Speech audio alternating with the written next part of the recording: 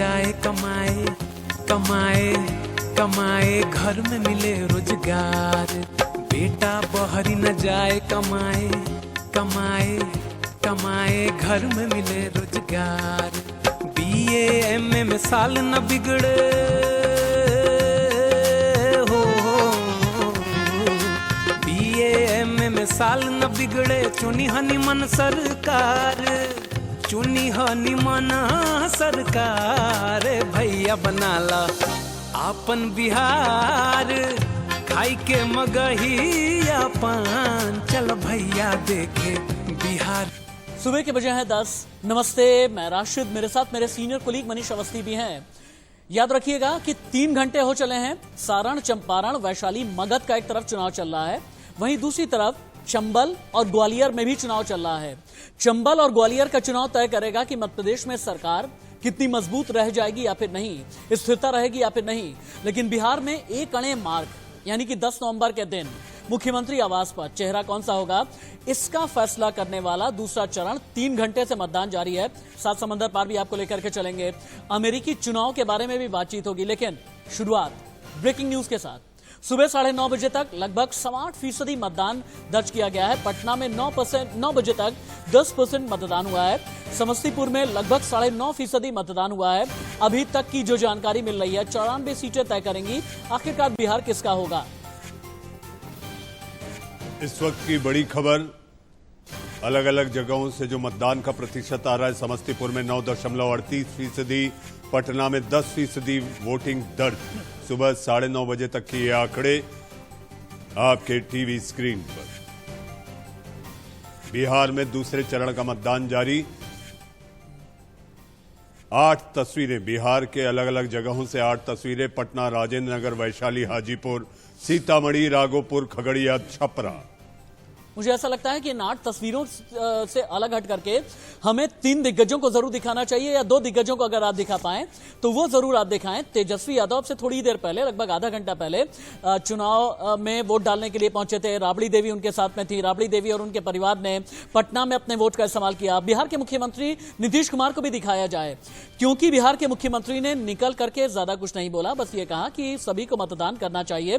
2 तस्वीरें अपने आप में ये बता रही हैं कि बिहार का भविष्य क्या होने जा रहा है, यानी एक अणे मार्ग। मैं बार बार इस शब्द को दोहराता हूं, इस जगह को दोहराता हूं, क्योंकि ये सीएम आवास है और बिहार के मुख्यमंत्री को यहीं पर रहना होता है। क्या तेज प्रताप कुछ कह रहे हैं? क्या तेज प्रताप कुछ कह रहे हैं? एक बार तेज प्रताप को सुनाइए। तेजस्वी ने क्या कहा परिवर्तन की लहर को लेकर के, राबड़ी देवी ने क्या बोला है, बिहार के मुख्यमंत्री नीतीश कुमार ने कम शब्दों में क्या कुछ कहा, एक बार सुनते हैं।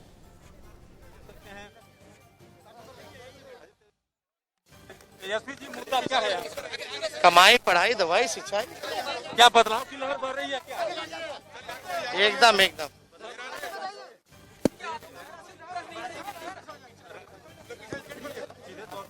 सुन सकते हैं बराबर जंगल आ गया। उन्होंने कहा कि कोरोना के वैक्सीन को लेकर भी कोई मुद्दा है। बेरोजगारी है, बेरोजगारी मसला है। आपके भी जान पहचान वाले भी बेरोजगार घूम रहे होंगे। साफ तौर पर कहते हैं कि तेजस्वी जिनका साफ तौर पे कहना है कि बेरोजगारी यहाँ पर जो है मसला है, और सीधे तौर पर तेजस्वी का कहना है। Rakesh Kumar Singh, India news, Patna. जनता जो है पूरे तरीके से बदलाव चाह रही है। खला नहीं है, यहाँ का एक जनता, पूरा बिहार का, खासकर हसनपुर का जनता सब लालू में है, सब लालू यादव। जबरदस्त जीत होगी, 50,000। बदलाव चाहता है बिहार के जनता। बिहार के जनता के लहर है, गंगा बह रही है लहर का, बदलाव का। अपील कर रहे हैं कि बिहार के जनता अपना मत दे बदलाव के। हम लोग का सब जगह से जीत रहे हैं, महागठबंधन सब जगह से जीत रहा है। पूरा रिपोर्ट है, हम पूरा बिहार के जनता रिपोर्ट दे रहा है। देखिए, हम लोग को भी अधिक सीट आया था, बाकी हम लोग जो मुंह से हम लोग कह देते हैं, जबान दे देते हैं, उस जबान को हम लोग पूरा करते हैं। लालू जी भी मुख्यमंत्री बनाए, 80 सीट हमारा आया था। देखिए, बिहार के जनता समझ गया है कि पलटू राम में पलट गए। फिर अब बदलाव लोग चाहता है।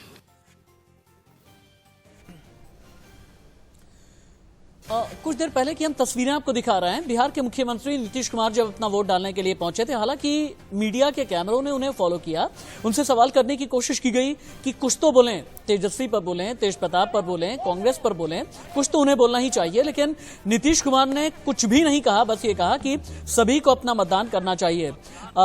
जिन 94 सीटों पर चुनाव हो रहा है, ये जानना बहुत जरूरी है। पिछले यानी 2015 के चुनाव में कितनी सीटों पर किसने जीत दर्ज की थी? जेडीयू ने 30 पर, बीजेपी ने 20 पर, आरजेडी ने 33 पर, कांग्रेस को 7 सीटें मिली थी। यानी ये जो दूसरे चरण का चुनाव है, ये आरजेडी के लिए सबसे ज्यादा चैलेंजिंग है, क्योंकि इस बार जेडीयू और बीजेपी एक होकर के चुनाव लड़ रहे हैं। और जब एक होकर के इन्होंने चुनाव लड़ा था 2010 में, इसी सेकेंड फेज में जेडीयू के खाते में गई थी 46, बीजेपी को मिली थी 36, आरजेडी को मिली थी 11 और कांग्रेस का 2010 में खाता भी नहीं खुल सका था। और ये बात नीतीश कुमार बहुत अच्छे तरीके से जानते हैं। लेकिन हाँ, सोशल इंजीनियरिंग आखिरकार किसकी चलेगी? क्या महागठबंधन की चलेगी? क्योंकि सोशल इंजीनियरिंग के बेस्ट ब्रांड कहे जाते हैं नीतीश कुमार। क्या यह ब्रांडिंग इस बार भी चलेगी? और यही सब सवाल थे, पूछा गया नीतीश से, खामोश रह गए नीतीश। कहते हैं नीतीश की खामोशी में ही कई जवाब छिपे हुए होते हैं। लोगों को मतदान करना चाहिए, लोगों को मतदान करना चाहिए।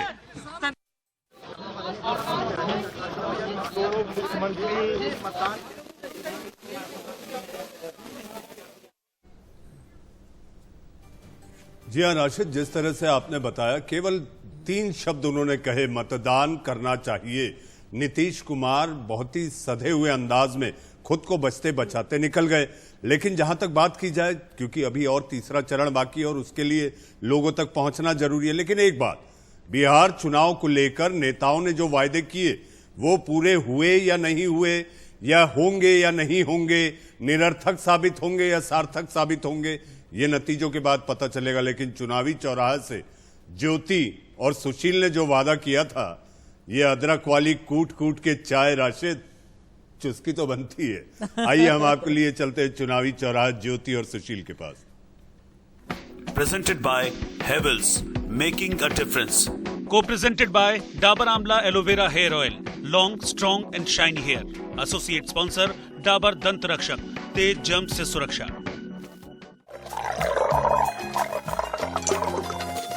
खाई के मगहिया पान, चल भैया देखे बिहार चुनाव।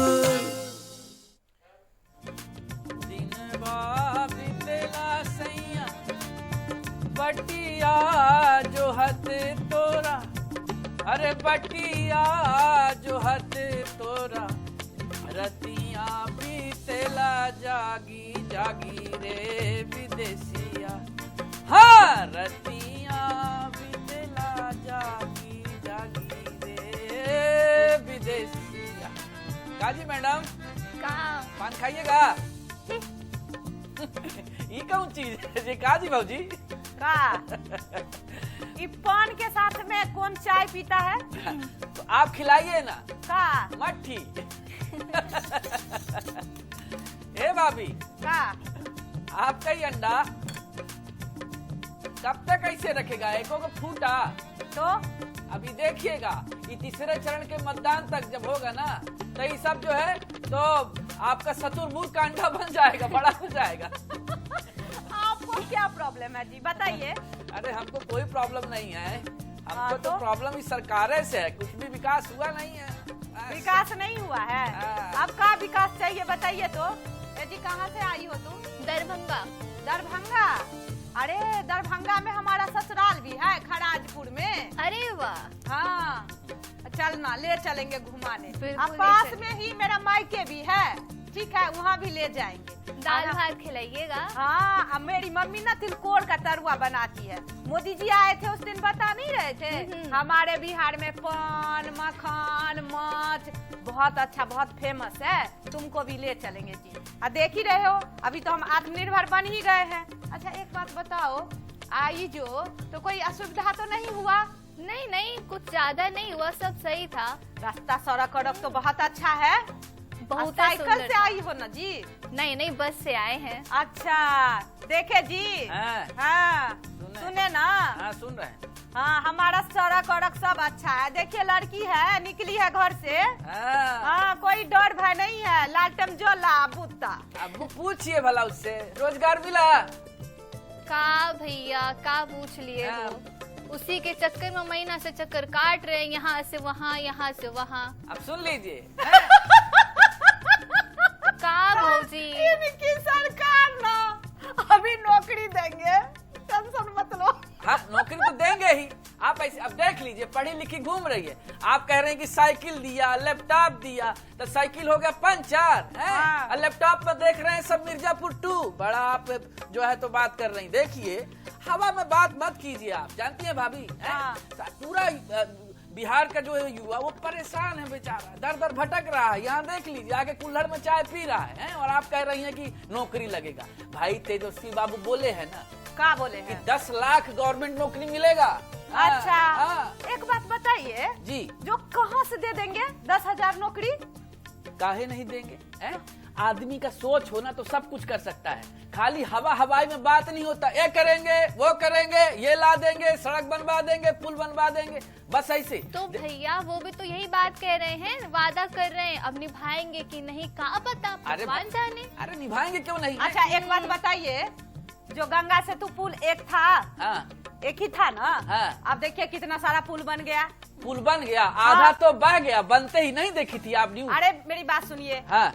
अभी हम लोगों का क्या है, जो यहाँ पे बस में बैठिए और तुरंत 5 मिनट में वहाँ उतरिए। अब इससे ज्यादा क्या सुविधा मिल जाएगा ये बताइए। खाली बस में घूमते रहिए, काम धंधा कुछ न करिए। अच्छा एक बात बताइए, कितने को लगाए हैं? का चूना। अभी हर बार चूना पे आ जाती हैं बात। एक अभी यही काम करते हैं, वो भी वही काम करते हैं। अरे हम कुछ भी, आप ऐसे थोड़ी हो सकता है कि हम कुछ भी बोले। हम सब सुने हैं, देख रहे हैं। हम भाई देखिए हमारे पास मोबाइल रखा हुआ, हम अभी ट्वीट देखे हैं। बिहार में जो है तो मतदान चल रहा है और बताइए अभी 9:30 बजे तक में 8% मतदान हुआ। ये बहुत कम है भाई, और होना चाहिए भाई। सब लोग निकलिए, आप लोग काहे के घर में बैठे हैं? ये ऐसे थोड़ी चलेगा भाई। जितना ये बात तो सही है, सबको जाना चाहिए, सबको वोट डालना चाहिए। सब जाओ, हम भी अभी जाएंगे। हम भी डाल के आए हैं जी। देखिए ये देखिए आपका टिक्की लगा हुआ है। ये देखिए हमारा भी टिक्की लगा हुआ है। अब देख लीजिए, देखिए वो तेजस्वी बाबू अपनी अम्मा के साथ वोट डाल के चले आए हैं। अच्छा। हाँ नीतीश बाबू भी वोट डाल दिए, आपके सब बड़े बड़े लोग जो है वोट डाल दिए। तो हम आपसे अनुरोध कर रहे हैं भाई साहब, देखिए ये हो गया है दूसरे चरण का मतदान शुरू और आप लोग घर से मतदान करने जाइए गुरु। चलिए और हमारे साथ आते रहिए चुनावी चौराहे पर, यही होगी चर्चा चुनाव की। अदरक वाली चाय। एक कप चाय और दीजिए। अभी देते हैं। खाई के मगहिया पान, चल भैया देखे बिहार चुनाव। जी हाँ, मगही का पान और आपने करारी चाय, जिस तरह ज्योति बना रही थी और सुशील बता रहे थे। राशिद एक बात तो साफ है, वहां पर चुनावी चौराहे पर जो बात हो रही थी उससे ये लगता है कि वायदे कर वोटर को बहकाई बा। यानी लोगों को ये लग रहा है कि जो वायदे किए गए ये पूरे होंगे या नहीं, आशंकित है वोटर। आइए अब हम आपको सीधा लिए चलते हैं पटना, जहां से हमारे सहयोगी राकेश कुमार सिंह हमारे साथ मौजूद हैं। राकेश, अभी तक जो मतदान का प्रतिशत दिखाई दे रहा है, ऐसा महसूस होता है कि लोग पहले चरण से ज्यादा घरों से निकलकर मतदान केंद्रों की तरफ पहुंच रहे हैं। राकेश। देखिए मनीष जी, मैं अभी 6-7 मतदान केंद्रों से दौरा किया है। वहां पर लोगों की संख्या, काफी संख्या, लोग घर से जैसे जैसे दिन आगे बढ़ रहा है, लोग जो हैं अपने घरों से निकलकर बूथ तक आ रहे हैं अपने मत का प्रयोग करने के लिए। मैं पटना विमेंस कॉलेज ये बूथ है और यहाँ पर केंद्रीय कानून मंत्री रविशंकर प्रसाद अब से कुछ देर बाद जो है अपने मत का प्रयोग करेंगे। ये देख सकते हैं कि पहले तो मैं दिखाना चाहूंगा कि ये मॉडर्न बूथ है और इसमें देखिए आप सोशल डिस्टेंसिंग किस तरह से ये व्यवस्था किया गया है। लोग यहाँ पर थोड़ी कम संख्या में हैं, लेकिन कुछ लोग हैं जिन्होंने अपने मत का प्रयोग किया है। चाचा जी बताइए, किन मुद्दों को ध्यान में रखकर अपने मत का प्रयोग किया? जंगल राज नहीं आप है। जंगल राज। आप बताइए। अल्कोहल तो दूर हुआ है, स्मोकिंग भी दूर हो। इन चीजों को ध्यान में रखकर। तो ये देख सकते हैं मनीष जी, और मैं एक चीज दिखाना चाहूंगा कि ये आधुनिक मतदान केंद्र है। तो इसमें जो मतदाता, जो महिला मतदाता जिनके साथ बच्चे हैं, उनको इंगेज करने के लिए आप यहाँ पर देख सकते हैं कि पूरा यह व्यवस्था किया गया है। ये बताइए कि जो यहाँ पर व्यवस्था है किस लिए ये किया गया है? बच्चे अभिभावक जो हैं आ रहे हैं, छोटे छोटे बच्चे को, जैसे उनके पास साधन नहीं है, कहाँ रखेंगे, तो उसको लेके आ जा रहे हैं, तो उनको यहाँ पे इंगेज करने के लिए कि तब तक वो वोट करेंगे और यहाँ पे बच्चे अपना खेलेंगे। राकेश, चीज व्यवस्था की आपने? राकेश, सारी व्यवस्था पूरी आप दिखा रहे हैं, लेकिन वहां पर जो कालीन बिछा है ये हरा कालीन है, विधानसभा का कालीन है, क्योंकि बिहार में लाल कालीन भी है राशिद। बिहार में लाल कालीन भी है, और कहते हैं कि बिहार का जो रेड कारपेट होता है ना, यूं ही किसी का इंतजार नहीं किया करता। रेड कारपेट से पहले आपको कर्मों का एक पुलिंदा भी बांधना पड़ता है, और जब कर्मों के पुलिंदे को ही जनता पसंद करती है तभी आपके लिए रेड कारपेट वेलकम होता है। शिवम त्यागी मेरे साथ में जुड़े हुए हैं, हालांकि हैं पॉलिटिकल एनालिस्ट लेकिन बीजेपी सपोर्टर हैं। रामदेव यादव हमारे साथ में हैं, आरजेडी के नेता। ऋषि मिश्रा हैं, पॉलिटिकल एनालिस्ट, और इसके अलावा डॉक्टर वंदना पांडे काफी देर से जुड़ी हुई हैं। डॉक्टर वंदना पांडे के पास भी हम चलेंगे। हालांकि राष्ट्रीय स्वयंसेवक संघ की आइडियोलॉजीज में भी बिलीव करती हैं डॉक्टर वंदना पांडे। लेकिन शिवम त्यागी, सबसे पहले आपके पास आते हुए एक चीज मैं अभी तक भी नहीं समझ पाया, जहां पर बिहार की सरजमी पर पहुंच करके प्रधानमंत्री को बात करनी चाहिए थी, शराबबंदी पर जिस तरह से नीतीश घिरे हुए हैं, सृजन घोटाले पर जिस तरह से नीतीश घिरे हुए हैं, कोरोना के खिलाफ लड़ाई में जिस तरह से नीतीश घिरे हुए हैं, प्रवासियों को लेकर के जैसे नीतीश घिरे हुए हैं, जब वहां की बात करनी होती है तो प्रधानमंत्री बात छेड़ देते हैं राष्ट्रवाद की, प्रधानमंत्री बात छेड़ देते हैं पाकिस्तान चीन की, गलवान की। ऐसा क्यों? बहुत सही सवाल, और ऐसा ही तेजस्वी यादव जी ने कल अपने ट्वीट में भी कहा था कि प्रधानमंत्री जी आप मुद्दों की बात कीजिए, लेकिन अगर मुद्दों की ही बात करें कि भाई बिहार को क्या दिया, और खास तौर पर जिन 92 सीटों पर चुनाव दिया, वहां पर मुझे गंगा पर पुल मिला, वहां पर मुझे सड़कें मिली, वहां पर मुझे व्यवस्था मिली। अब आप कहते हैं कि ये पाकिस्तान, कश्मीर, ये सब क्यों छेड़ देते हैं प्रधानमंत्री जी 370? शिवम, इससे पहले कि आप अपना जवाब आगे बढ़ाएं, मैं आपसे कहना चाहता हूं, तारीफों के पुल के पांव नहीं होते, वो अधर में होते हैं। मैंने बिल्कुल तारीफें की ही नहीं मनीष जी, मैं आपके सामने तारीफ करके फंसना तो चाहता नहीं, क्योंकि आपके पास तो पूरा रिपोर्ट कार्ड होता है। तो मैं तो सिर्फ आपको ये बताना चाहता हूं कि जब आप बात करते हैं कि वहां पर सिर्फ और सिर्फ 370 और ये तमाम कश्मीर, चाइना, इनकी बात क्यों होती है? 370 की बात वहां पर इसलिए होती है क्योंकि आरजेडी केंद्र में कांग्रेस के साथ है, और कांग्रेस जो है कहती है कि अगर वो सरकार में आएगी तो 370 को फिर से रिस्टोर करेगी, और ये हिंदुस्तान की एकता और अखंडता का मुद्दा भी है, तो इस पर तो बिहार में बात होनी चाहिए।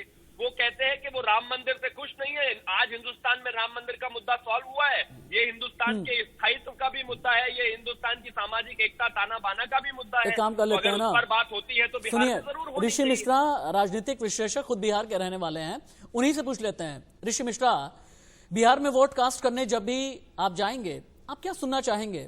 आप सुनना चाहेंगे चीन, पाकिस्तान, गलवान? क्या आप चुनना चाहेंगे 370 शाहीन बाग? क्या आप सुनना चाहेंगे टुकड़े टुकड़े गैंग? या आप सुनना चाहेंगे बिजली सड़क पानी? आप सुनना चाहेंगे रोटी कपड़ा मकान? आप सुनना ये चाहेंगे कि बिहार का विकास कितना हुआ? आप ये सुनना चाहेंगे कि बाढ़ से प्रभावित अगर बिहार रहता है, उसके खिलाफ लड़ाई में बिहार कहां तक पहुंचा? कोरोना के खिलाफ लड़ाई में बिहार कहां तक पहुंचा? सुनना क्या चाहेंगे आप? देखिए, जनरली जो राज्य के जो विधानसभा चुनाव होते हैं वो लोकल मुद्दे पे ही लड़े जाते हैं, और बीजेपी की मजबूरी है कि बीजेपी अपने जो सबसे उनके पसंदीदा विषय है उसी को लेके बार बार चुनाव में जाती है। लेकिन 2015 का करवा इनका एक्सपीरियंस रहा है। ऋषि भाई, ये कहते हैं कि पहले राष्ट्र बना लें, प्रदेश फिर बना लेंगे, हम गली मोहल्ला बना लेंगे, पहले राष्ट्र बना लें। वो राष्ट्र जिसने 7 दशक तक कांग्रेस जैसों के शासनकाल में जो बहुत पीछे चला गया है, जो राष्ट्रवाद भूल गया है, जो अपनी एकता, अखंडता, संप्रभुता भूल गया है, तो क्यों ना सबसे पहले उसी राष्ट्र का निर्माण कर लें हम। ये कहते हैं पहले हम अखंड भारत बना लेंगे, बिहार को बाद में तो बना ही लेंगे हम। ये बिल्कुल सही है, बीजेपी का स्ट्रॉन्ग पिच है, और आपने देखा होगा कि तेजस्वी यादव इनके स्ट्रॉन्ग पिच पे जाके बैटिंग करने से मना कर दिया। पुलवामा, बिहार चुनाव में पुलवामा को प्रधानमंत्री ने इंट्रोड्यूस किया, लेकिन तेजस्वी यादव ने इनके जो स्ट्रॉन्ग पिच पे जाना पसंद नहीं किया और उन्होंने बेरोजगारी के मुद्दे को सबसे ज्यादा उछाला। आज भी जब आपके रिपोर्टर पूछ रहे थे तो उन्होंने बेरोजगारी को का ही हवाला दिया। तो कहीं न कहीं जो बेरोजगारी का मुद्दा है कनेक्ट होती हुई दिख रही है और जनता भी इससे कनेक्ट हो रही है। तो ये कहीं न कहीं एनडीए के लिए परेशानी का सबब है। यदि ये मुद्दा जनता के बीच में कनेक्ट हो रही है तो कहीं न कहीं जनता तेजस्वी के बातों से एड्रेस हो रही है। और ये इसका काउंटर जवाब आपने देखा भी होगा कि एनडीए ने 19 करोड़ 19 लाख रोजगार देने का उन्होंने वादा किया। तो कहीं न कहीं मुझे लग रहा है कि इन जो राष्ट्रीय मुद्दे हैं उनसे बीजेपी को बचना चाहिए। आपका कहना यह है कि जो राष्ट्रीय मुद्दे हैं उससे बीजेपी को बचना चाहिए। हालांकि ऋषि मिश्रा, आप जो अपनी पॉलिटिकल एनालिसिस की पिच होती है ना, बहुत मजबूती से आकर के आप बैटिंग करते हैं, लेकिन आज आपकी बात में वो लर्जिश नजर नहीं आ रही है। लेकिन तेजस्वी यादव कुछ कहना है, एक बार सुनते हैं।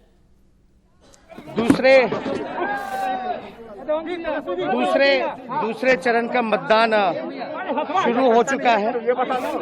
आज मैं ले लो, हाथ में ले लो ना, हाथ में ले लो, हाथ में ले लो।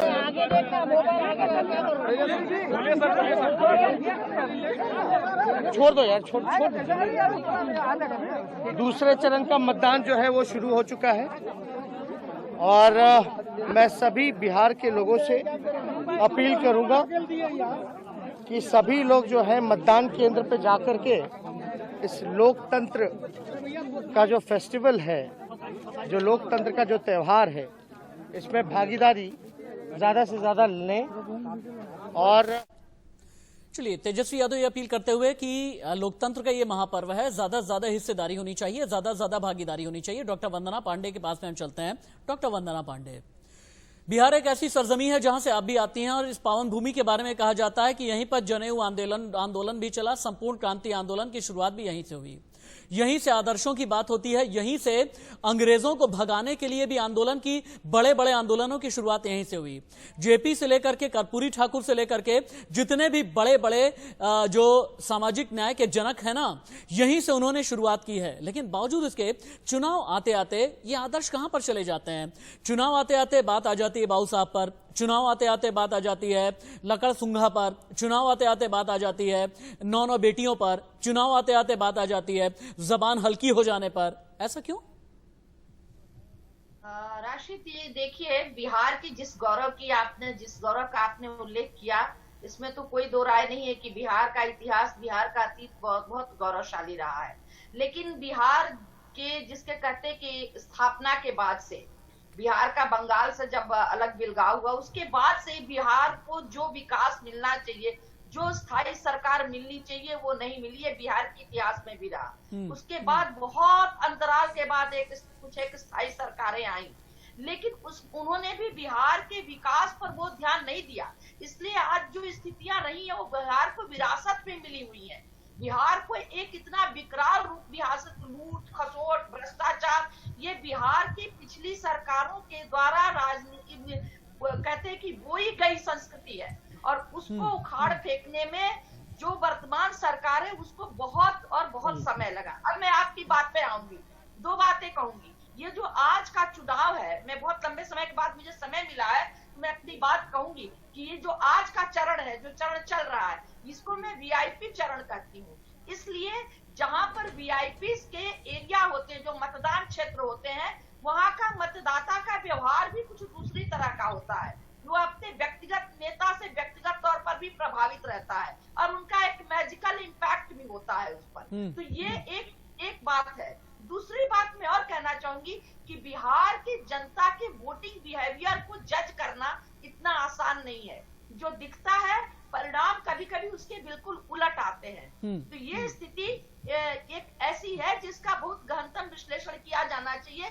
अभी स्थितियां कोई स्पष्ट नहीं हो पा रही है कि मतदाता का वोटिंग बिहेवियर क्या कह रहा है। तीसरी इंपॉर्टेंट बात कि जो नीतीश जी का काल है, उसमें कोई दो राय नहीं है कि नीतीश जी को सुशासन का नाम दिया गया, सोशल इंजीनियरिंग का नेता कहा गया और नीतीश के काल में विकास हुआ। मैं बिहार की बेटी हूँ, मैं बता रही हूँ कि लालू जी के राज में, मैं किसी की आलोचना नहीं कर रही हूँ, एक उदाहरण दे रही हूँ कि लालू जी के आलोचना राज नहीं में कर रही है लालू वंदना जी, लेकिन आप नीतीश जी की तारीफ और उनके काम जरूर गिना रही हैं। आपने एक चीज देखा, वंदना जी ने कहा कि आज वीआईपी जो है वो नेता है। राशिद, आपने सुना होगा, लेकिन वंदना जी 5 साल में एक दिन आता है जब मतदाता वीवीआईपी हो जाता है। एकदम ठीक बात है। और आज की तारीख में मतदाता जो है वीवीआईपी ही है, क्योंकि हाँ 94 सीटों पर वोटिंग जारी है। मेरे ख्याल से एक बार रामदेव यादव जी के पास भी चलना चाहिए हमें। रामदेव यादव जी, कुछ चीजों का जवाब आप लोग दे नहीं पाए, और अगर दिया भी तो उसमें तर्क और तथ्य नजर नहीं आया। बीजेपी ने और जेडीयू ने अपनी तरफ से यह कहा कि क्या बिहार अपना भविष्य ऐसे किसी के हाथ में देगा जो सिर्फ और सिर्फ 8वीं पास और 9वीं फेल है। बीजेपी और जेडीयू दोनों ने मिलकर के ये कहा 2005 में बिहार का आर्थिक बजट था 23,000 करोड़, हमने कर दिया 2 लाख करोड़। लालू जी जीडीपी ग्रोथ 3.19 छोड़ करके गए थे, हमने 11.5 बना दी, राष्ट्रीय औसत से भी कहीं ज्यादा बेहतर। 2005 में कृषि विकास दर 3.5 से 8.5 थी, और वहीं पर हमने कृषि विकास दर को बढ़ा करके 12 कर दिया। हमारा फोकस सिर्फ और सिर्फ विकास रहा है। लालू जी के 15 साल में विकास कभी चर्चा में नहीं रहा। 22% बिजली की उपलब्धता थी 2005 में, और आज की तारीख में हमने 100% कर दिया। बिहार को इससे ज्यादा और क्या सुशासन चाहिए? जवाब आप लोग दे नहीं पाते इन सब तर्कों का। नहीं, आप पूछिए, अभी मैं बताऊंगा। हेलो। हाँ, मैंने रख तो दिया आपके सामने, इतनी चीजें तो रख दी। हेलो। मोदी जी ये कह रहे हैं ना कि अपना रिपोर्ट कार्ड लेकर के जाएं, 15 वर्सेस 15 कर लें, ये मोदी जी कह रहे हैं। नहीं, मैं ये कह रहा हूं। हेलो। अरे आप बोलें। हेलो। आप हेलो ना करें, बोलें आप। अब मैं ये कह रहा हूं, ये सब आंकड़े का खेल ये खेलते हैं। धरातल पर कहीं कोई व्यवस्था नहीं हो पाई। इनके राज में बेरोजगारी चरम सीमा पर है, शिक्षा का स्तर गिरा है, सिंचाई का कोई साधन नहीं है। ठीक है, आपने अपनी बात करी। शिवम त्यागी के पास चलते हैं। शिवम त्यागी, इससे पहले कि शिवम त्यागी के पास में चलें, कांग्रेस का दावा, आरजेडी का दावा जो है, और यह कहा जा रहा है कि गलत हैं आंकड़े, बेबुनियाद हैं आंकड़े, इन्हें लेकर के भी हम बात करेंगे। और हाँ, जब आंकड़ों की बात आती है, बिहार की जो जनता है वो ये पूछती है, जब हम कोसों दूर से चल करके कोविड फेज में, कोरोना के वक्त में आए, पैरों के छाले क्या आंकड़ों में लेकर के आएंगे? पेट की भूख क्या आंकड़ों में ले आकर के आप नापेंगे और तोलेंगे? और आंखें जो पथरा जाती हैं, नींद नहीं आती क्योंकि जेब में पैसे नहीं होते, अपने बच्चों का लालन पालन नहीं कर पाते, क्या इन्हें आंकड़ों में लेकर के आप आएंगे? क्या बिहार की जनता यह भी पूछ रही है। इन सवालों के भी जवाब आगे हम लेंगे। बिहार में 17 जिले 94 सीटों पर मतदान जारी है। 3.5 घंटे गुजर चुके हैं। 3.5 घंटे में लगभग 8 से 9% के आसपास मतदान का प्रतिशत है। तो ऐसे में यह माना जा रहा है कि 12 बजे के बाद और 12 बजे से लेकर के 4 बजे के बीच जैसे ही वोटर टर्नआउट बढ़ेगा, तभी यह पता चलेगा कि जनता के जहन में आखिरकार क्या क्या चल रहा है। क्योंकि रोटी कपड़ा मकान और इसके अलावा बिजली सड़क पानी की बात से अलग, जहां पर ऐसे मुद्दे गौण हो जाते हैं, वहां पर एक लंबी लकीर भी खींची जाती है। और जहां पर राष्ट्रवाद की लकीर खींची जाती है, वहां पर कई बड़ी बड़ी शब्दावलियां भी आ जाती हैं। इनके बारे में हम बात करेंगे, लेकिन आंकड़ों पर हम थे ठीक 3 मिनट पहले। हेडलाइंस पर जाने से पहले शिवम त्यागी के पास में हम चलते हैं। शिवम त्यागी, बीजेपी और जेडीयू यानी एनडीए की सरकार का यह कहना है, बार बार आप लोग ये कहते नजर आए कि भाई देखिए हमने जीडीपी ग्रोथ बढ़ा दी, आप ये कहते हैं राष्ट्रीय औसत से ज्यादा कर दी, आप ये कहते हैं शिक्षकों की नियुक्ति कर दी, विकास पर फोकस रहा, कृषि विकास दर को हमने बढ़ा दिया, हमने रोजगार दे दिया, ईएसआई प्रोविडेंट फंड की सुरक्षा हम लोगों ने अनऑर्गेनाइज सेक्टर के लोगों को लेकर के आए हैं। पहले ऐसा कुछ भी नहीं था।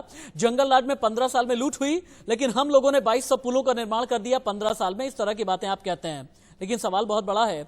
जहां पूरे देश की जीडीपी रेट माइनस में चल रही है, वहां बिहार बढ़ने का जो दावा है वो किस हद तक सही माना जाए? क्यों नहीं ये माना जाए कि सिर्फ और सिर्फ कागजी जमा खर्ची है ये? नहीं राशिद भाई, बिल्कुल कागजी जमा खर्ची नहीं है। ऋषि मिश्रा जी मेरे साथ यहाँ पर बैठे हैं। इन्होंने 1990 से लेकर 2005 तक का बिहार और 1990 तक कांग्रेस का बिहार भी देखा है। पूछना जरा इनसे कि कभी अपने जीवन में घर में रहकर नई मोटरसाइकिल भी डर के मारे खरीद पाए हैं क्या? छिनैती से, डकैती से, लूट से, पैसे से कितना डरते थे, पूछ लीजिए इनसे। और आप कहते हैं बिहार, ये तो आंकड़े हैं। इन आंकड़ों के अलावा मैं लेकर चलता हूँ 2005 के बाद आपने कभी वहां पर नरसंहार या दंगे सुने क्या? भागलपुर दंगा, कितने लोग मरे थे? लक्ष्मणपुर बाते दंगा, 59 लोग मरे थे। शंकर बेगा 23 लोग मरे थे। अरबन नरसंगा 30 लोग मरे थे। आप बताइए 2005 के बाद आपने वैसा कुछ सुना है? आपने सुना है कि कोई रूबी हत्याकांड हुआ है जिसमें कोई ऐसे मिनिस्टर फंस गए हो जिसका कोई लेना देना नहीं है? सुन लीजिए, इसके अलावा आपने सुना है कभी शाहबुद्दीन को? आपने कभी शाहबुद्दीन को सुना है कि हंगामा करते हुए? मुझे ऐसा लग रहा है ना, मुझे ऐसा लग रहा है कि आज ऋषि मिश्रा थोड़े से डिफेंसिव हैं।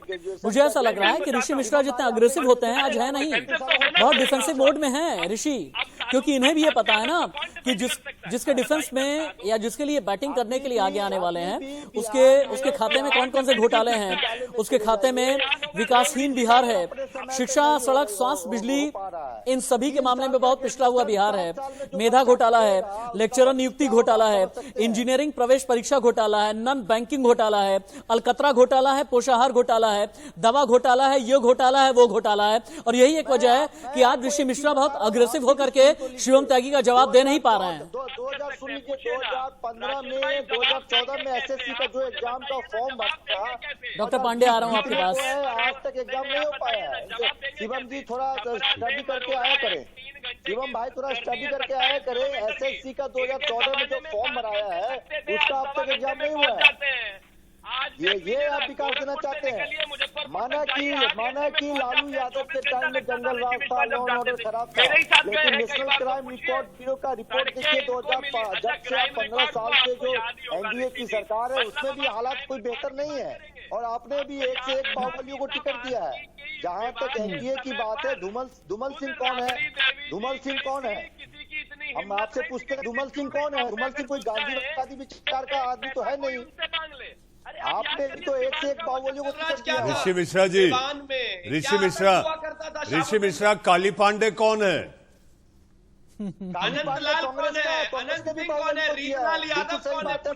नमस्कार, मैं आपका फैन रहा हूँ, आपके आवाजों का फैन रहा हूँ। मनीष सर, आपने बिल्कुल सही कहा है, आपने बहुत बेहतरीन सवाल किया है। कांग्रेस ने भी काली पांडे को दिया है टिकट, काली पांडे जैसे बाहुबलियों को टिकट दिया। तो राजनीति के हवा में हर पॉलिटिकल पार्टी के जो कपड़े हैं दागदार है, क्या राजद का हो, राजद के प्रवक्ता बैठे हैं, इनको नहीं मालूम होगा। कांड याद होगा कि एक आईएएस की पत्नी के साथ 3 साल तक लगातार बलात्कार किया गया था।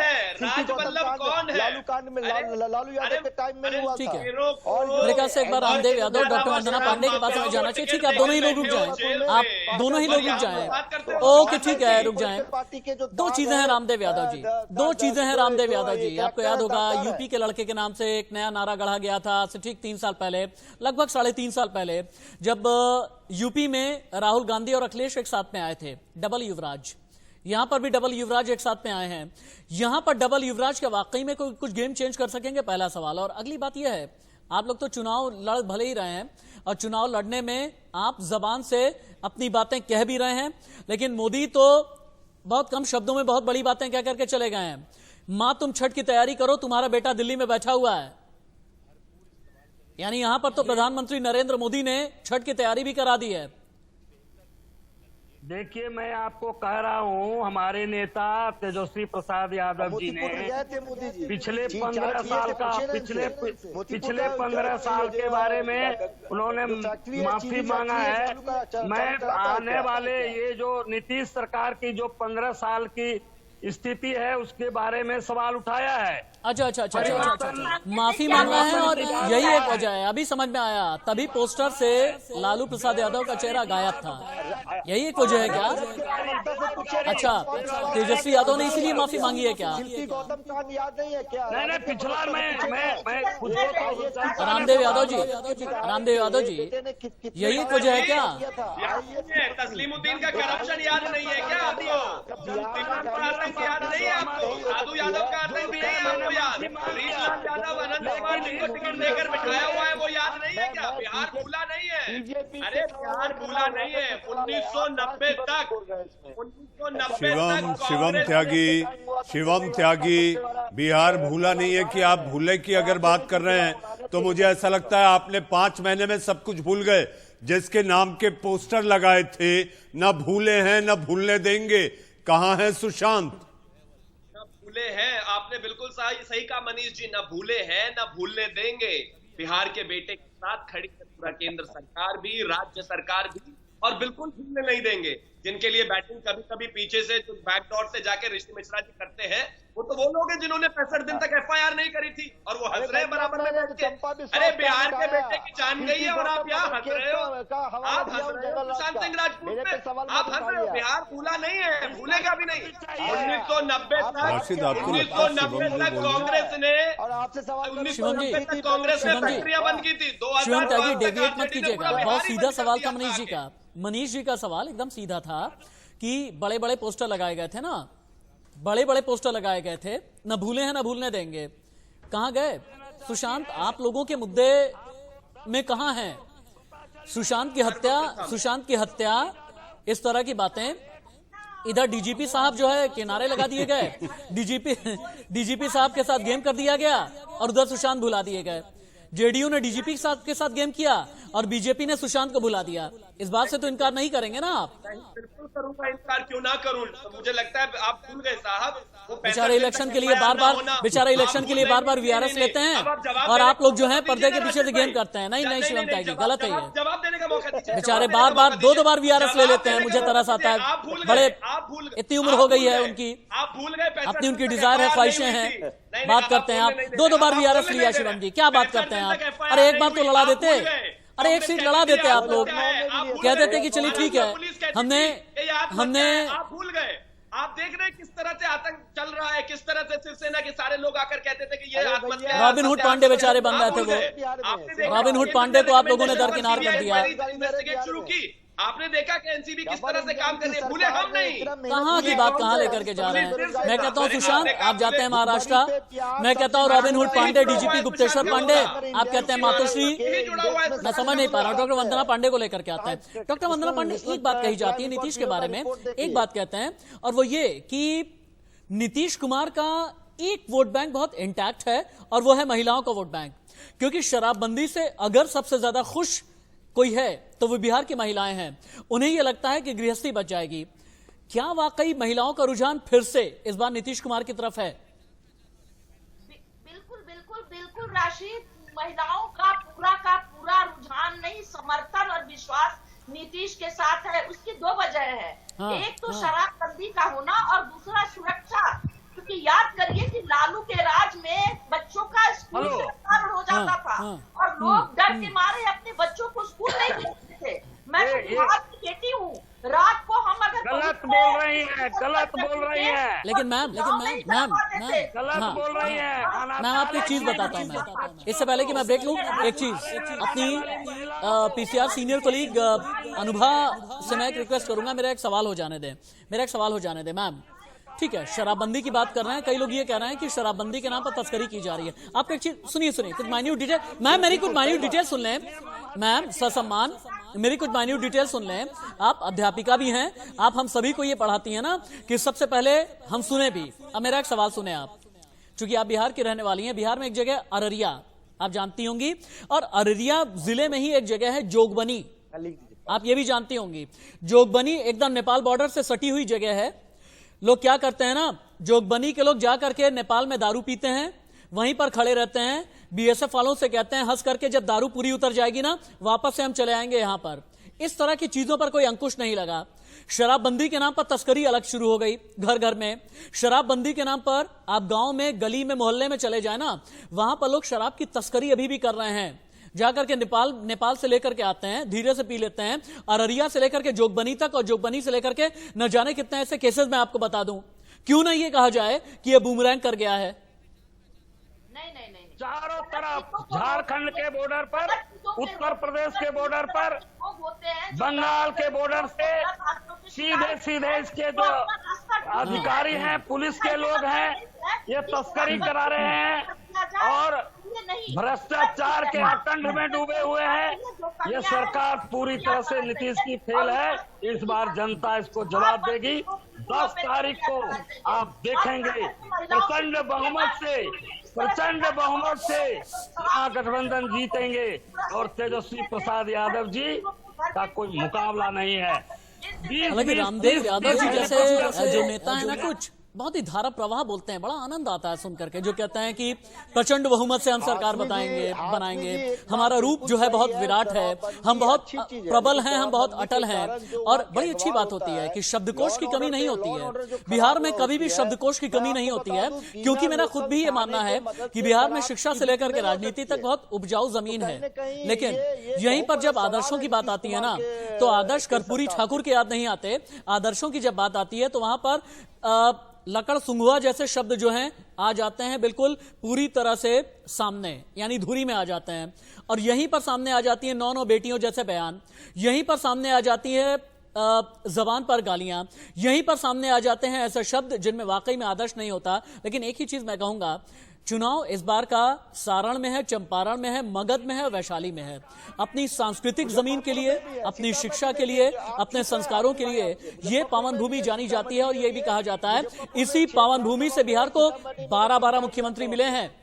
नालंदा भी इसी क्षेत्र से आता है, नीतीश कुमार, ये याद रखिएगा। और मैं फिर से कहूंगा, यहीं से 12 मुख्यमंत्री मिले हैं, यहीं से बिहार को, यहीं से देश को बड़े बड़े राज्यपाल मिले हैं, यहीं से बड़े बड़े नेता मिले हैं, यहीं से बड़े बड़े शिक्षा सूत्र को आगे बढ़ाने वाले प्रणेता मिले हैं, यहीं से बड़े बड़े शब्दकोश को जन्म देने वाले लोग मिले हैं। और इसलिए ये कहते हैं कि लोग यहाँ के अपने विवेक का इस्तेमाल करते हैं मनीष जी। और जब अपने विवेक का इस्तेमाल करते हैं तो उन्हें ये पता होता है किसे रखना है, किसे बदलना है, किसे पलटना है और किसके अहंकार को चूर चूर करना है। अहंकार को चूर चूर करने की बात से मुझे याद आता है, जैसे अभी आरजेडी के जो प्रवक्ता थे वो कह रहे थे, रामदेव यादव, मुझे ऐसा लगता है राशिद, मैं मानता हूं भाषा चित्त की खेती होती है, लेकिन पास और फेल का फैसला वो भी खासकर उस दिन जिस दिन मतदान हो रहा हो वो मतदाता तय करता है, लेकिन नेता अहंकार में चूर रहते हैं। जैसे वंदना पांडे जी ने कहा था कि नेता वीआईपी होता है, मैं ये कहता हूं मतदान के दिन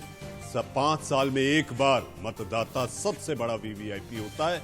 विपक्ष ने कहा डबल इंजन की सरकार, प्रधानमंत्री मोदी ने कहा 2 जंगल, जी हां, जंगल राज के 2 युवराज, और उसके बाद लालू जेल में है, उन्होंने कह दिया ये ट्रबल वाली सरकार। राशिद, तीसरे चरण के मतदान के बाद 10 तारीख का इंतजार सबको, बिल्कुल 10 तारीख का इंतजार सभी को है।